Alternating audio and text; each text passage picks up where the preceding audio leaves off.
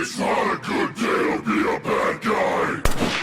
What's up, metalheads? This is Wayne. And Michelle. And we are from the Michigan UFO Sightings and Paranormal Encounters podcast. And you are listening to Burton and Aaron on the Lost in the Dark podcast. Raise your horns.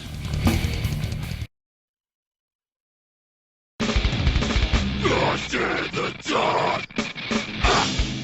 Right, we're back, everyone, and we are joined here today by Randy, Aaron, John, and the Maggot from Blood of Angels. Hell yeah! Yeah. This is your first time on, I believe. Yeah, this is your first time on, and this is also the first time I've ever talked to a band actively on tour right now. So. Oh, cool! Hey, we're the first. Get the break a cherry on that. That's great. Yep. Absolutely. Right now, real quick at the top, I want to do a few plugs. You guys are night one, I believe, of the tour with Reflection of Flesh. Tonight, you guys are in Indianapolis. This will come out on like Monday or Tuesday, but you got Indianapolis, Youngstown, Ohio, Cincinnati, Ohio, New Haven, Indiana, Peoria, Illinois, Toledo, Ohio, and then Chesterfield. Oh wait, no, but you guys won't be at the Chesterfield one, right? No, not the the Chesterfield, or the Toledo one for that matter. Yeah. Yeah, I actually just had Reflection of Flesh on a few days ago. Those guys are great. So tell them I said hi. Yeah, they are great. Oh yeah. Yeah, no, we got to meet them at the Toledo Death Fest. We played with them there. So yeah. Really cool. That was killer. Yeah, I can't wait to share the stage. phenomenal band and great guys. Yeah. Well, now, as far as I can tell, you guys have actually been like pretty consistently touring all year.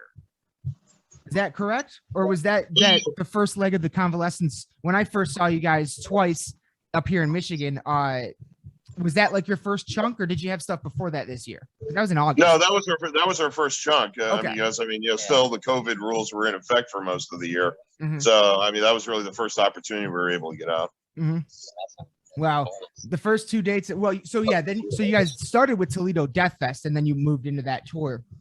And those first 2 days, I got to see you guys for the first time. Blew me away, absolutely blew me away. You guys are outstanding live. Thank you. Definitely. And you have the most recent full length release was released like a year ago now, right? The Failure of Earth. Yeah, that was about a year. Yeah, the Failure of Faith. Yeah, about a year now. Yeah. And but most recently you released the Sabbath Bloody Sabbath cover, correct? Yes, we did. Excellent job. Yep, last month. That was Thank awesome. you. That was really great. Is there anything? Is there anything else you want to like plug real quick? Do you have anything coming up? You also have a bunch of November dates coming up with Silent on 5th Street and War, correct? Yes, we do. Yep, Beautiful. Kicks off November 10th in Washington D.C. Fantastic. And that's going to be a really good run. Yeah, they're great. I've talked to them a couple of times. They're awesome dudes. So, is this the first time you're getting out playing? You're from Tampa. So how much were you able to play during the pandemic? Because I know some Florida bands they were able to play fairly regularly. Locally, we actually did Tampa, surrounding areas like the Port Richey area, Clearwater, St. Pete, a little bit like that. I think we did hit Orlando once. So little bit by little bit, whoever was actually open, right, and saying, hey, bands, come on in. Mm-hmm. It's like, all right, cool, because that's what we've been waiting for and wanting. Yeah, we were able to play steadily in our hometown. It seemed not to be too harsh on the rolls in Tampa. Nice. So at least we were able to get out there and get our name out there and stuff like that during that whole thing. So it went a total kill on that. Right. Exactly. And on top of all that, releasing the new album, you obviously want to get out there and play it, like that's the whole point. Yeah. Trying to build that national audience, Yeah, absolutely. And you guys are doing a great job of it right now. You are all, like, as far as I can tell, most of the dates are on the east coast, east side of the country. It is. So far? Yeah, we're hoping to get out west next summer. We'll see how that goes. Hell yeah. Fantastic. Yeah. It'll be drier out there, still hot, but drier than Florida. Yeah, right? We got to do Texas on the last tour. but that's as far over as we yeah, go Texas. So far. Yeah, Texas was as far west as we got. Okay. Still hot, not as humid. That's pretty sick though. That's great. Yeah. Definitely. Well, I guess real quick, let me see. Yeah, we got I do have one question I want to kind of like get started with. Something I like to ask people every time they're on the show for the first time. Like, can you give me your kind of like heavy metal origin stories? 99% of the world thinks the music that we all are extremely passionate about is crazy. So, I'm always curious about what your how you got into it to begin with. How we got into the heavy metal? The music, yeah. For me, honestly, my dad was really a metal guy. Oh, nice. I would say in the early days. I mean, of course, he's of that baby boomer generation, but he was a big fan of Sabbath, Blue Oyster Cult, Zeppelin, early AC/DC. Basically the bands, Hendrix, basically the bands that would be the influence that became the metal of today. Right. So, I grew up with that, but I mean, as metal got heavier, so did his taste. I mean, my dad came home with the Ride the Lightning album when I was like 7 years old in '84. Oh, He's the one who brought me, the Ozzy Osbourne, Randy Rhoads tribute album, which is what inspired me to that I wanted to play guitar. So, it was pretty cool that way. So, and then of course, living in Florida, getting into death metal and whatever, being in my local scene, unlike a lot of my friends' parents, who were religious and, were getting those albums, I was able to get them, and I was making tapes for my friends so they could have them, Anyway.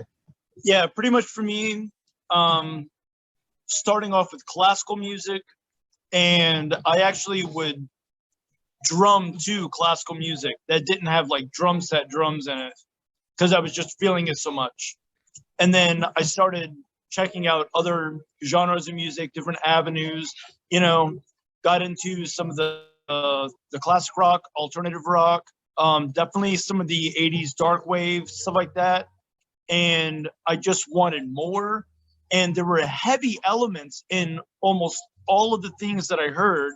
And I just wanted more. So I would just seek out more until I was able to actually find some stuff that was actually metal and heavy enough, to satisfaction. So I would say the first time that I really got that satisfaction was Pantera. Nice. And once I heard that, it's heavy, it's driving, it's also groove oriented, and I just wanted more. So, Cold Chamber, Machine Head, all of that stuff's coming out, and it just built from there. And then I discovered everything from overseas, and it's like, ooh, black metal. Okay, now that's where it's at. Yeah, and then it's just going on from there. And then once again, just like what Aaron said, with the Tampa metal scene. Yeah. I've been playing on stage since I was 10. Wow. So, once I was able to get into places like that and start working with bands that were playing heavier stuff and more in that scene, then I was more exposed to the Tampa metal scene, and I just couldn't get enough. So that's me. Hell yeah. Thank you. I would have to say, Maggot, this is Maggot, but I'd be honest, I'm kind of like with Aaron on that. My dad had all the Black Sabbath, all the Zeppelin albums, all the AC/DC albums, all the way from, all the early heavy metal stuff before we even knew it was heavy metal. Right. But growing up in Tampa, by the time I was in high school, I mean, it was all death metal, and the guys that I went to high school with, a dude from Obituary, before it was even Obituary, I actually went to high school with, I can't say his name. Well, that's crazy though. He actually ended up joining another band, but before they were, when they were Executioner, actually. Okay. And then from there it just led on into this. I was able to finally find and I've been doing this since '87. I started playing bass in '87, and it's taken this long to actually find some guys that's actually willing to take a chance to do what we're doing right fucking now. Hell yeah, man. Yeah. For me, I guess it kind of started mostly from like a lot of the earlier radio rock and stuff that I listened to, because I didn't really have too much access to CDs and different albums and stuff, and didn't really know a lot of people that listen to this kind of music and stuff like that. So once I heard like rock and roll on the radio and stuff, I just fell in love with the double bass and the electric guitar. And I'm the vocalist, and I guess that's where that stemmed from, just singing along to the radio every single day, and realized like after going to shows when I was like 17, 18, 19 years old, that's what I want to do. Excellent. Now, so are all of you guys originally from the Tampa area then? Pretty much my whole life. Yeah. Okay. Yeah. Okay. Yeah. That's Surrounding Tampa, like I'm actually out in Lakeland, which is the area that I was born. But I've done my traveling around Gainesville, Palm Beach, stuff like that, and ended up coming back. But Tampa's always been right there. Yeah. So, whenever it's like, well, where are you from? And you're talking in terms of music, yeah, Tampa, because that's the hub. Right. And it's just down the street. Right. Yeah. Tampa's pretty like diverse like that. It has all types of genders of music. You just have to go down the right street.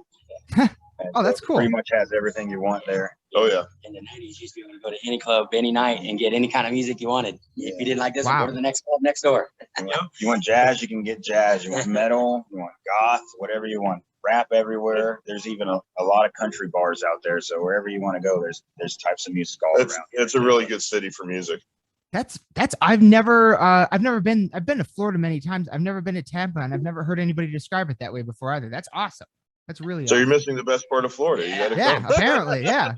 Absolutely. Come hang out with us in Tampa. Yeah. We'll give you a tour. Yeah. Just give us a heads up. A whole music tour. We'll show you all the good food spots. Hell yeah, absolutely. And I mean, of course, I know the whole history with death metal in Florida and all that stuff, but I like having all you guys that grew up there and be like growing up in that scene was a big factor. I guess I just never like realized how like that there was that big of an actual music scene at all down there. So that's awesome. That's really neat. The different perspective. Oh yeah, definitely. You really got to be here for a little while to get that too. Like you probably won't find that in a magazine or once you have the experience and get in touch with like the local crowd and stuff like that, and they'll show you whatever you want to know. There a lot of people are pretty friendly around here that they love to share their type of music with you. Oh, that's awesome. That's a rare thing. I feel that's pretty awesome. Yeah, definitely. Now, you guys, Aaron, I have to ask, because I'm avid. I play a lot of guitar. I know you're the guitarist, and when I first saw you guys, your solar guitar is stunning. It is absolutely gorgeous. Thank you. Yeah, no, I love it. Yeah. What made, and now you said the thing that made you want to play guitar is tribute. I mean, me too, honestly, between that and Alexi Laiho, that's really what got me into it. So what was that? Was Randy Rhoads what made you go with a V style guitar, or where's that come from? Why is that your preference? I guess so. I mean, I would say that does have a lot to do with it in the back of my subconscious. Also it's, I mean, for a long time, I was a Les Paul Strat body guy. Okay. And then I got when I was in my old band, I got an endorsement from Jovic Guitars, and they customized the guitar like, what I wanted. And I don't know, I just always kind of thought it was cool to have like the mini V Frankenstein with like the Dean V-neck Razorback kind of thing. Yeah. And they built that for me, and it was pretty cool. Then I started performing with that, and I was like, oh man, what I've been missing not playing with, like V guitars. It's just they're a lot of fun to move and manipulate while playing live. I mean, I can move the guitars in different positions and angles. It's just kind of fun to play with. And that was one of the best things about seeing you guys live. You have a very great energy. Nobody's ever standing still. Like everybody's constantly moving, and it's, there's a lot of bands you go to, and sometimes everybody just kind of stands around. So it's always great whenever I see bands that are just tearing that shit up. It's a passion. It's a passion. Yes. I mean, I mean, I can honestly speak for myself saying that, but I see it in my other bandmates. It's whenever we're on stage as a collective, the world turns off, and what we're doing is in the spot that we're at, and nothing can take that away. Right. You only have a certain amount of time on stage, so you got to give it everything you got for that little bit of time you got. Exactly. And I'm not someone who, I mean, I did have a band like in high school or whatever, but I haven't like played on stage or that much or anything in my life. But as a fan, whenever you see that, it makes you go, oh, let's get in the pit. You know what I mean? It makes you want to keep going harder and stuff, like when you're in the crowd. So yeah, and then that energy feeds back onto us on stage. Right. It's just constantly reciprocal. The more is given to us, the more we give back. And then we all have a magical evening. Exactly. It's like a symbiotic relationship in a way. Right. Definitely. I think one of my favorite fans is the guy you see way in the back that's sitting there minding his own business with his head to the bar, just sitting there, and your music comes on and you see his head slowly start to move, and then his head turns around, and then there he goes. And before you know it, he's up in front with everybody else. That connection that you can't deny. Yes. Sure. I love that though. The description of the guy in the back, you get his head to start turning, and then that's funny. That's awesome. Yeah. Is anybody else in the band? Well, okay, yeah. I guess I'm sorry. I've asked this question to a lot of vocalists, and they always kind of just give you the same answer about. I'm curious about gear. I love talking gear and getting technical a little bit. Okay. So like or John or the Maggot. What's your setup like? Is there any particular gear that you guys enjoy? Is there a particular bass guitar or drum head or anything that? Well, lately, actually for a while now, the Evans 360 heads. Yes. I've tried Aquarians. I've tried Remos. Long list of everything. The pitch, tonality, and resonancy of the Evans 360 is exactly what I've been looking for about 2 decades, and I found it. So that's it for that. The soul tone cymbals that I'm endorsed with right now, also give me that same kind of, pitch, tonality, resonancy that I'm looking for. The, quick attack that, gives you exactly what you want. And drumsticks, ahead. I break all wooden sticks. And they all do one of two things. Either there's too much of a finish on them, so they'll slide out of my hands no matter how my grip is. Or there's not enough finish or none at all, and my hands are bleeding. Before the end of the set. The ahead sticks, the weight balance from the tip to the butt of the stick and everywhere in between is perfect, because I do a lot of kind of in between, I guess you could say, like ghost notes and stuff like that. So the balance is there. I never lose a grip. Drums, I've tried a couple. There are a couple of drum companies that I've kind of messed around with other people's kits that I like, but never really owned or really got my hands on. But Pearl, I've stuck with them for about 2 decades, if not longer. Once again, going with that, color of sound, tonality, pitch, reverberation, stuff like that. It's exactly what my ears want to hear. Whenever I can hear it in my head and what I feel, it expresses, so they're perfect tools for me. That's awesome. That's a really cool way to put it. You've been looking for a certain sound for almost 2 decades and you finally found it. That's awesome, man. Fantastic. Yes, sir. Yeah. My 6 strings, man. I just love playing 6 strings. I can get the extra lows, and then I got the higher strings for the chords and the lead style stuff that I try to do on the bass. What was I feel like it was at the Diesel Lounge. It might've been the same both nights, but I specifically remember noticing it at the Diesel Lounge. It was like a red and like wood finished bass. Yes. Yeah, that's a Dean manufactured back in 93. It's one of a kind. It's beautiful. The guy made it, custom made it for somebody. And I'm a pawn shopper. You know what I'm saying? I like to go around when I got a little money. I go to the pawn shops. I look around and bam, it was right there. They wanted $400. It was like a 50% off sale. I got it for $206. Oh my God. And it's such an awesome bass. It still has the original pickups in it from the day I got it. But I found it, somebody ripped the pickups out of it. Or I mean, ripped the fretboard out of it. And I gave it to a dude that worked at Dean.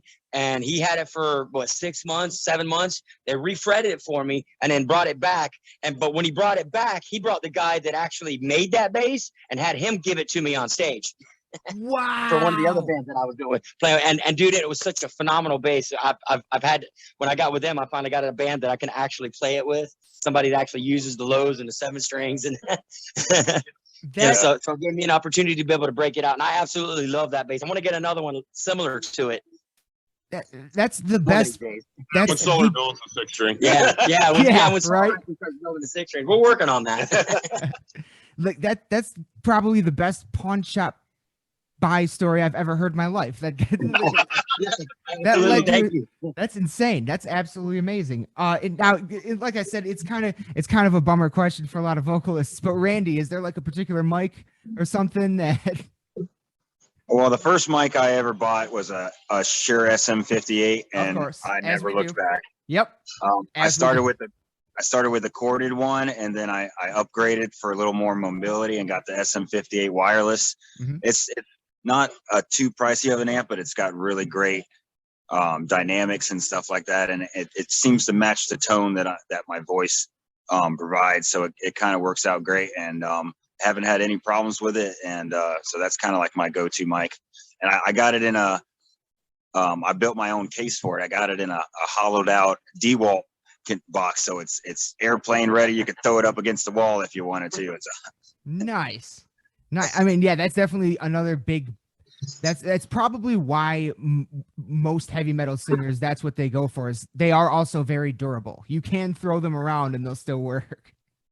Yes, definitely. And you see them at every venue you go to. That's whether it be it's stand-up comedy or a rock and roll or just like public speaking or anything like that. Yeah. So I guess I picked the right one.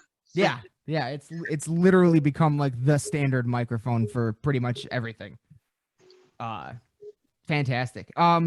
So we are kind of getting it. Well, okay, actually real quick, one side note kind of thing I did want to ask, especially Aaron, you being the guitarist, but anybody else too.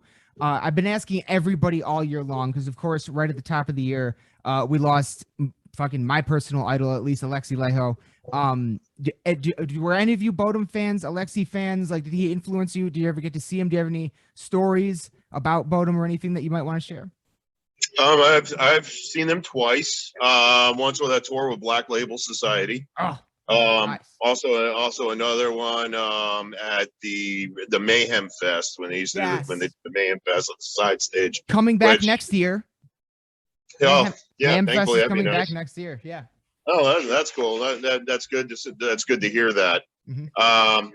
And of course, the only thing that killed me about Mayhem Fest in the band in the past always is that, with the exception of Slayer and Amon Amarth that were on the main stage, I always found it, all the bands that I was interested in were on the side stages. Yes. I never really hung out in the main stage. I don't really heard at all at any of them. Same. But it's like, the bands I like, I'm like, oh, Dark Tranquility's here. Yeah. I don't give a shit about Avenged Sevenfold. Dark Tranquility.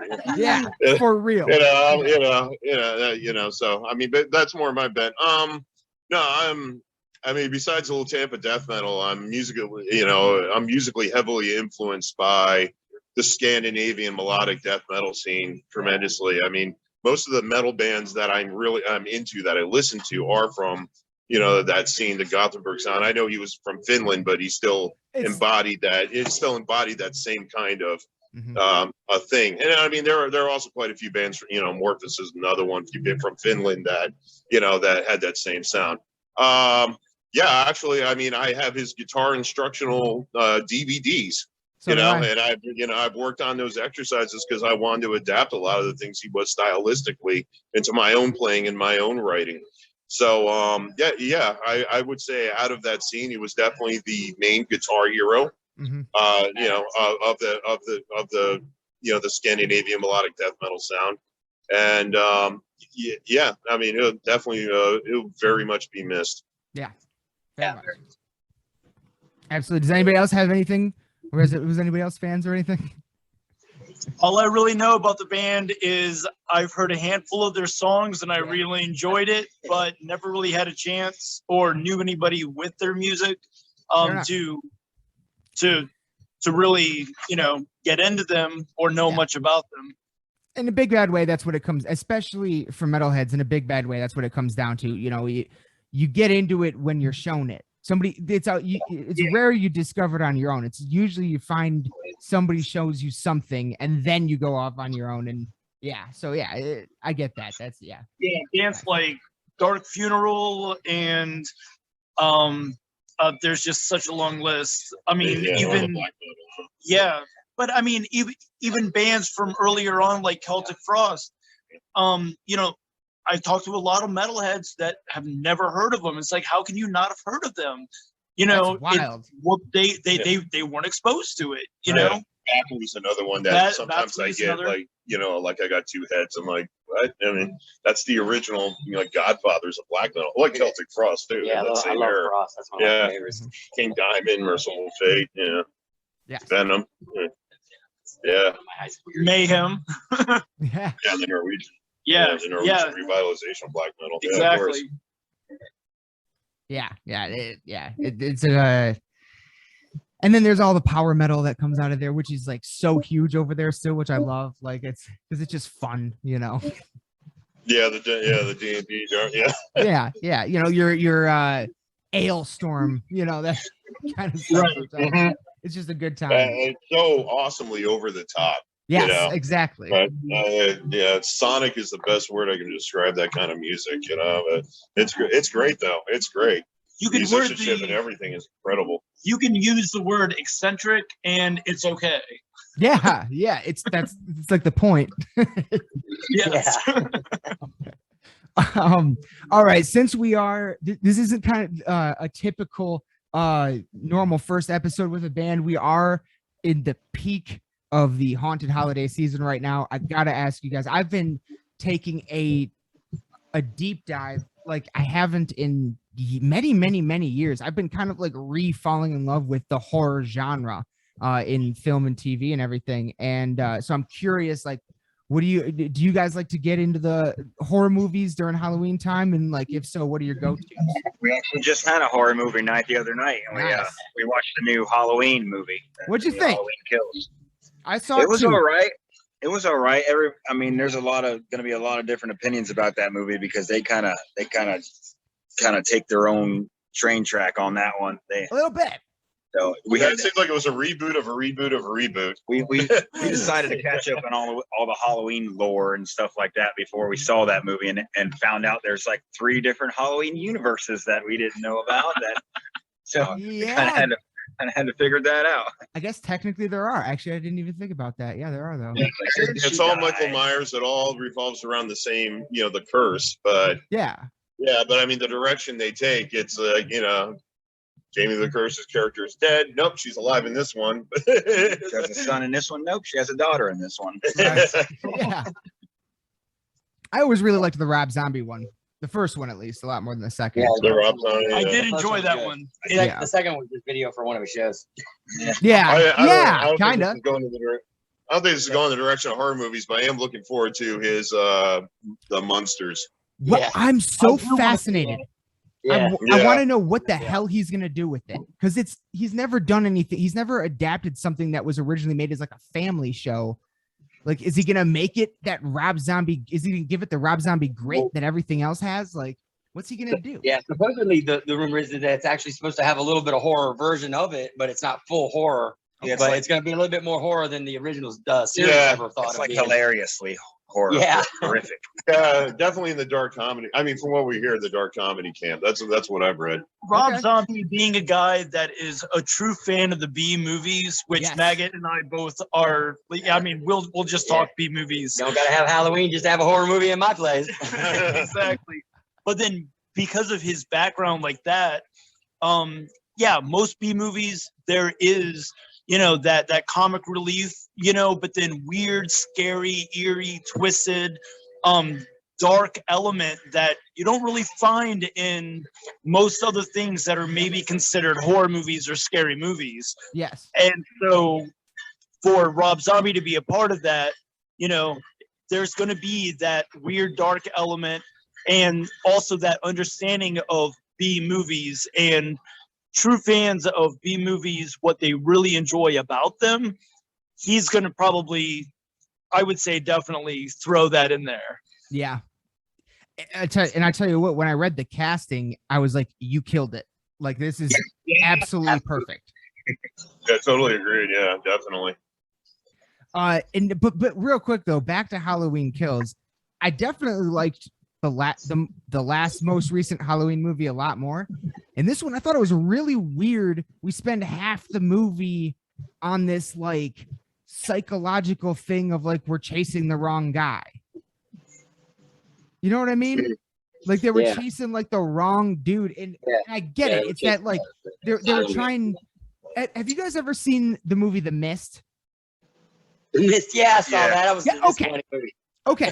See, that was great. I mean, the end was oh my God. That is one of the most fucked up endings I've ever seen in my life. Yeah, it was. Yeah. But yeah, it was pretty, like when I saw that in theaters, the credits rolled, no one moved. Everyone just sat there. It was fucking creepy. But that movie does a really good job at putting people in this confined space and there being that one religious fanatic that kind of gets everybody on the group think kind of thing and like, you know, herds them, you know?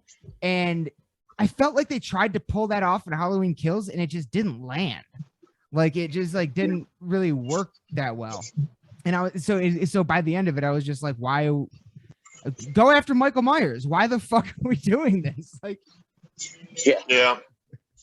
But I am definitely looking forward to, and definitely we'll watch the third one, Halloween Ends, which is apparently coming out next year. Yeah. Oh yeah. We saw that coming. That's going to come out. Yeah. But anything. Do you guys have a particular favorite horror movie besides those or anything? I'm sorry, I didn't catch it. Do you guys have a particular favorite horror movie besides the Halloween stuff or anything? I'm a Hellraiser guy. Oh, nice. Oh, nice. Yeah. Everything about the Cenobites, and you know, I mean, one of my favorite lines is, you know, after he basically devours a woman while being stuck in a pyramid. I mean, he tells the guy, it's like, did you enjoy her? He goes, yeah. Well, so did I. But what you did is evil. No, there's no such thing as good or evil, only flesh. And I'm like, that's like the best line ever. I love it. I love that character. It's a perfect sample for a metal song. Yeah, it really is. I kind of like the teen horror movies like Scream and I Know What You Did Last Summer, because there's nothing like seeing an obnoxious teen get fucking killed from one end to the other. All right. It's like, yes, I wanted him to die earlier, but he's dying now, so that's okay. I love all the horror movies. I don't give a shit which one it is. If it's horror and gory, I love it. Hell yeah. I love it. Yeah, pretty much same here. Like, I don't have any particular favorites or go-tos. As long as it's dark, sinister, gives you that kind of weird, unsettling vibe. Actually, the more unsettling, the more entertained and the more captured I am. So, the more blood that Quentin Tarantino did a lot of that. Quentin Tarantino did a great job. Yeah. Of course, I saw Dawn of the Dead, the original, back in '78 in the drive-in theater when I was 8 years old, and I'm a big fan of that. I'll never be able to. I'll never turn that away. And Evil Dead as well. I'm a big Evil Dead. Oh, Evil Dead, yeah, of course. Anything with Bruce Campbell. Honestly. Anything with Bruce Campbell. Bubba Hotep, man, that was awesome. I love Bubba Hotep. I do like Bubba Hotep. Classic. Yeah. Classic. Yeah. Absolutely. Evil Dead is a kind of a Michigan thing. So yeah, everybody up here loves Evil Dead. Yeah, That's a big one for me for sure. Have you? This is a new one that I just recently discovered because my co-host Aaron and I went to like all the Halloween stores up here, and we noticed in every single Halloween store there's a giant display, like even with like an animatronic robot and everything, of this Trick or Treat movie. Have any of you seen this Trick or Treat movie? Yeah, I saw that. I thought that was good. Awesome, dude. I went to the haunted house at Universal. I never seen the movie. The way that I thought that was cool, the way that they made all the people's lives intervene with each other throughout different points of view throughout that whole movie. So you saw the perspective of the beginning with the two couple, and then the old bus driver in the house that was next door to the one people's. Yeah. I mean, the way that I thought they did a good job with that. That was good. It totally slipped past me. I was like, this movie is like 10 years old already. I watched it. I was like, this is one of the best horror movies I've seen in a very long time. I can't believe there's not 5 of these. Like, I know, right? It was very good. It really blew me away. I was surprised. I went to the haunted house at Universal Studios Halloween Horror Nights. They did it was a really good house. It's one of the better houses. Was it like based on the movies? Yeah, they did. Huh? Was it based on the movie? Yeah, the Trick or Treat movie. Yeah. Oh shit! Cool. Yeah, it was pretty tight. If it came out in the 80s, there would have been 6 by now. Right. Well, I Easily. mean, but it came out around the same time we were getting all the Hostels, the Saws, the Paranormal Activities. You know. So Saw and Hostel, I did get into those. Because the first 4 Saws. All of them had disturbing and unsettling moments, Sure. which really captured my interest. So yeah, stuff like that. That's what I'm into. Beautiful. I love it. That's of course, we're metalheads. There was actually like a year or two ago, Aaron and I were trying to get some of the metal bands that we knew to be on the show to talk about like horror movie, like really take a deep dive into certain ones. And we kept hitting people up, and there'd be like one person in the band. Apparently the rest of my band doesn't even like horror. And we were like, what the fuck? You're a metal band. Like, right. It makes sense. But all right. I got one more for you guys. And this is a question that whether it's spooky season or not, I ask everybody. This is the last question I always ask everybody the first time they've ever been on. Have any of you ever had an experience in your life that you would describe as paranormal, whether it be ghosts, UFOs? Yeah, I got a ghost cryptids? inside my house that likes to hide stuff. He hides my lighters, he hides my bowls, I've been all witness to kinds of this. stuff. Wallets, and then like a day later they'll be right there laying out in the open. So he's not too mean, but he likes playing a couple tricks on me now and again. So I leave him alone. Okay. And is that your I only? stayed at a bed and breakfast one time in Savannah, Georgia, where it did feel like someone was jumping on my bed. Oh, well, that's fucked up. I didn't hear anything, but I was laying still. I was sleeping, but it did feel like my bed was moving up and down. It was a little. And then I woke up and it stopped. Then it seemed like an hour later, it's like as soon as I fell back in that deep sleep again, and it knew or something, and then I was having that bounce experience again. It Yeah, actually, literally- when I was in high school, the house that my parents was buying at the time, you'd be sitting there having dinner or you're watching a movie, and you would actually hear footsteps in the house, and there was nobody else in the house. The whole family was in the front room, and rumor has it is that the old lady that used to have the house back in 1901 when the house was built died in the house, and they say that was haunted. And when we bought it, we didn't care, and the whole 3 years that we lived there, you heard footsteps like in the middle of the night, right around dinner time, certain times of days. There would always be around the same time every time. There would always be those footsteps, and it sounded like the old wooden shoes that they used to wear back in those days. Yeah. Sounded just like that on the wood floors. But nobody ever saw anything. Except for one of my friends was sitting on the couch, and we was watching the metal videos that they used to have on MTV back in the fucking 80s. And he would, and she it literally felt like she had walked past him, and this ice cold chill fell over, and then he never came back in my mom's house again ever. I'm still friends with the guy, and he still won't go into my mom's house. and your mom still lives there? No, not that. No, they don't live in that house okay, anymore. okay. She ended up moving up to Indiana. She got with my stepdad, okay. and it's a whole different life now. For sure. And I'm bringing metal to their world now. Nice. Whenever my mom lived in Wisconsin, some years ago, I went up there to visit, and it was in Baraboo, in the downtown district. Everything is historic. Everything is original. There was a bar, kind of tavern place like 2-story, you know, with a cellar kind of basement or whatever. Mm-hmm. And I went to go take pictures because visually the place was awesome. I had a full charge on my cell phone, plenty of storage space. And while I was taking pictures, after taking several, my phone died, like zero battery whatsoever. I went to go charge it outside and went to go power it up. All the pictures were gone. And I talked to the owner, and then they told me stories about how that building has been haunted since, I don't know, like the 1800s, or I don't even remember the time frame, but you know, it's known as a haunted building. So in certain areas, you know, you can definitely feel chills, and there's no air vents whatsoever. You know, actually around where there's, you know, heater vents, and it's just ice cold air. It feels dead and empty. Always felt like there was something, you know, following you, and you know, like hanging around that spot. So yeah, that's my experience. Beautiful. Reflection of Flesh just came up. Oh, no way, really? Podcast. What?